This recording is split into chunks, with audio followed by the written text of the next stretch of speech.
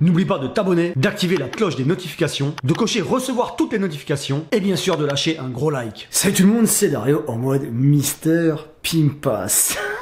Je sais pas pourquoi je me marre, mais écoute, hein, on va pas pleurer, c'est mieux. Et aujourd'hui, on va avoir une petite story time sur ma découverte. Je vais vous raconter un peu mon ressenti sur la découverte, sur mes premiers sentiments, je sais pas comment on dit ça, quand j'ai regardé la télé japonaise. Quels sont les programmes que j'ai regardés en premier et quel est aussi mon programme préféré. Et bien sûr, comme toujours, attention, comme toujours, tu vas voir mon petit compte Instagram, Mister Pimpas, tu as le lien dans la description, Twitter, etc., etc. Tu as tous les liens, vas-y, abonne-toi, sois pimpé. Si tu veux voir des petites story time ou des petites photos sur le Japon, enfin sur ma vie au Japon, ouais, tu seras servi là-bas. Alors déjà, comme tu peux voir aujourd'hui, regarde, c'est tout vert, j'aime bien ce nouveau délire, ce nouveau format. Je sais pas si tu t'en es rendu compte, dans la dernière story time, c'était tout en bleu. Et je filmais comme ça, tu sais, en tournant un peu, en changeant d'angle à chaque fois. Au lieu de poser la caméra et d'avoir toujours un angle où je bouge, je bouge moi-même, mais en laissant la caméra, là, je bouge avec la caméra. Ce qui fait que, regarde, t'as des angles un peu partout, tu sais, c'est stylé, je regarde comme ça ici, regarde. T'as vu ? J'aime bien. Dites-moi ce que vous en pensez en commentaire.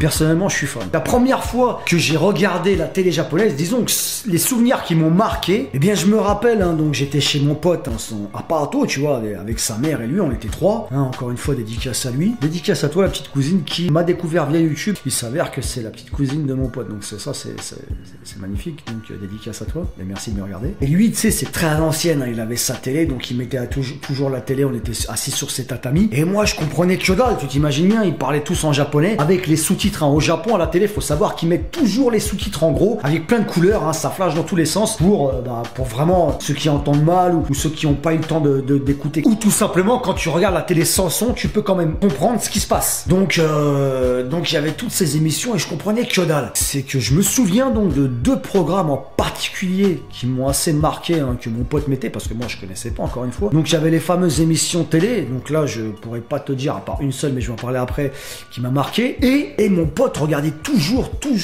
un animé, un très vieil animé, qu'à mon avis, la plupart d'entre vous connaissent pas parce que c'est pas le genre de truc qui passe dans les sites, tu sais, les fansubs d'animé et tout ça. Ça s'appelle Jarinko Chie, animé qui a été créé, qui est sorti pour la première fois, pour te dire, ça date de 1978. Ok, je viens d'aller checker, t'inquiète pas que j'étais pas aussi Kuashi que ça. Kuashi, ça veut dire tu chercheras.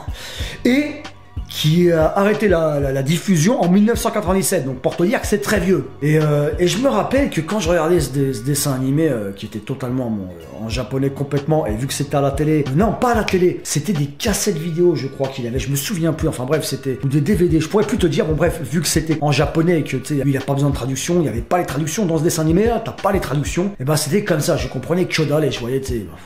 Mais je peux te dire que ce dessin animé, je l'aimais bien en fait, c'était assez marrant parce que quand tu regardais ce dessin animé, Jarinko Chie, donc pour ceux qui sont intéressés, vous pourrez aller voir sur internet, tu te croyais vraiment dans le Japon à l'ancienne. Tu sais, c'est l'histoire d'une fille avec son père, je crois que son père anciennement Yakuza, qui s'est rangé, donc tous ses potes c'est des Yakuza, et qui maintenant tient un bar, un restaurant, une espèce d'izakaya en fait, il tient un izakaya, mais bon c'est un gros flemmard, et en gros c'est la petite, donc sa fille qui s'occupe, qui gère la boutique, qui fait tout, qui gère la boutique, les clients, etc., etc.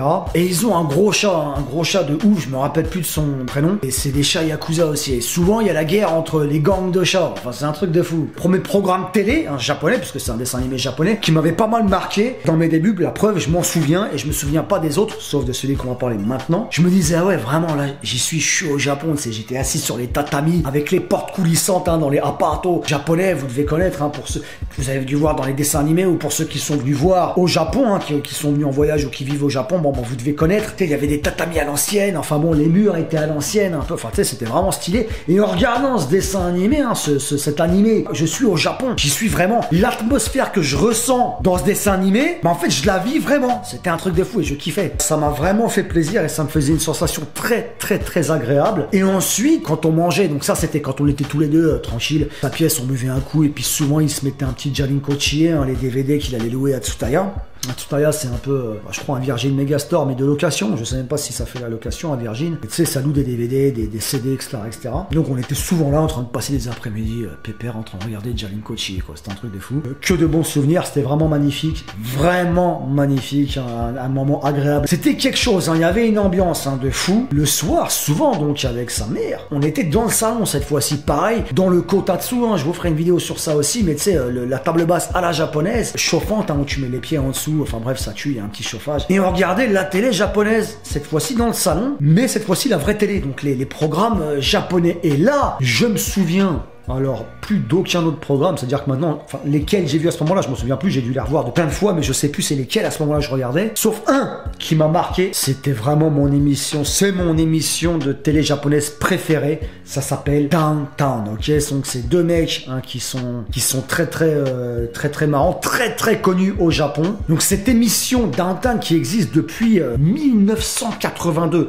et l'émission fait un carton, ça ne bouge pas, on est en 2019 maintenant, ça ne bouge pas, ça fait un carton de fou. Et Downtown, en fait, c'est animé par Matsumoto et Hamada. L'histoire magnifique de ces deux mecs-là, c'est que les mecs se connaissent depuis le lycée, tu vois, c'est des potes. Et ils sont arrivés de rien ensemble à la télé. Ils ont commencé cette émission ensemble. Et les mecs, maintenant, ils sont blindés, ils sont connus de ouf, hein, c'est des grandes stars au Japon. Et ça cartonne toujours, et ils se sont jamais embrouillés. L'émission, toujours dans la bonne humeur. Enfin, c'est un truc de fou. Après, c'est pas mes potes, hein, ça se trouve, ils se sont embrouillés, mais ce que je veux dire, c'est qu'il n'y a pas eu d'embrouille où l'émission elle s'est cassée du jour au lendemain. Non, ça n'est jamais arrivé. L'émission elle cartonne et ils font une audience de bâtard. Hein. Et d'ailleurs, tout le Japon, façon de parler, mate cette émission qui est diffusée spéciale. Ça dure 4, 5 heures, 6 heures, je crois, que le 31 décembre. Et cette émission, je l'ai découverte donc avec le poteau, donc à l'ancienne. Et depuis tous les ans, alors la première fois que je l'ai vu, ça me faisait marrer. Je comprenais que dalle, mais c'était tellement con que ça me faisait marrer. Parce que Downtown, en fait, ils ont plusieurs émissions, certaines qui passent toutes les semaines pendant toute l'année, et une émission spécifique qui passe donc le 31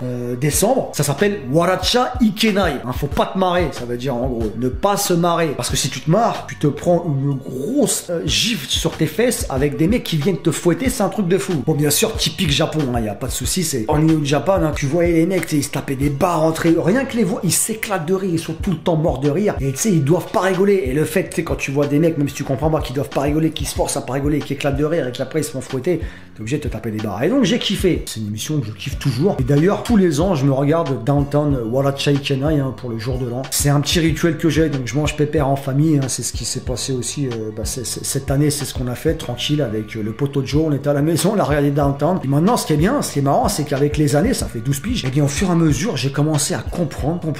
Et maintenant, je comprends à 100%, tu vois.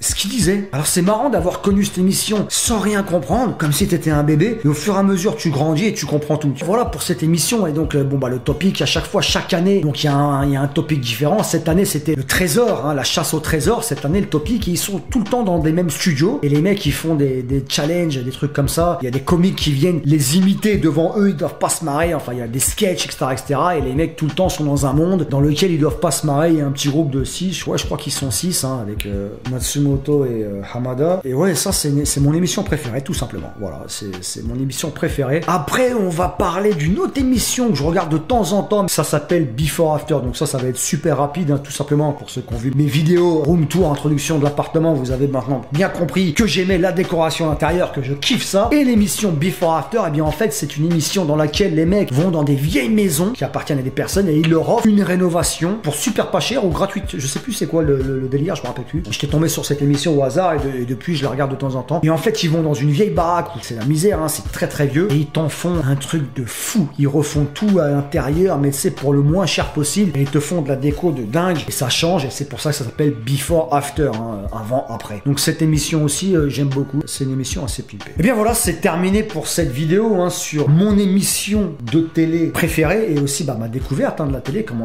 les sensations, hein, quand j'ai découvert la télé pour la première fois. Donc si t'as aimé, hein, tu mets un max de like, ok? Tu me dis ce que tu en as pensé en commentaire et quelle vidéo t'aimerais voir, hein, tu me le fais savoir. Et aussi, ça m'intéresserait, si tu connais les émissions japonaises, quelle est ton émission à toi préférée? Dis-le-moi ça aussi en commentaire, ok? Bien entendu, n'oublie pas de t'abonner à la chaîne, hein, et d'activer la petite cloche des notifications, parce que YouTube est la plateforme la plus bâtarde de l'histoire, de toute l'histoire de l'humanité, qui fait que c'est pas eux qui vont te prévenir s'il y a une vidéo, hein, ils te le diront pas, même si t'es abonné. Donc active la petite cloche, sinon t'es baisé. Et moi aussi, puisque tu verras pas les vidéos, hélas. Allez, ciao.